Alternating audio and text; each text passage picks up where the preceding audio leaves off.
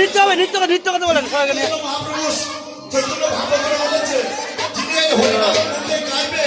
এবং শ্রবণ করবে এবং নৃত্য গীত করবে, সমস্ত পাপ তা দুর্বৃত্ত হয়ে তিনি বৈকুণ্ঠ ধাম প্রাপ্ত হবে। তাই গো প্রেমানন্দে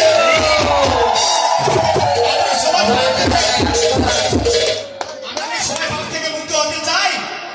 অবশ্যই পাপ থেকে মুক্ত হতে চাই, হ্যাঁ সবাই বৈকুণ্ঠ ধাম প্রাপ্ত হতে চাই।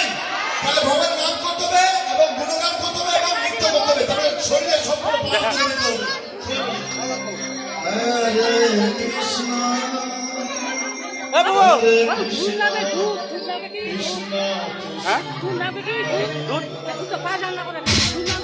লাগবে না পায়ের ভোগ দিলে হবে। বাহ বাহ বাহ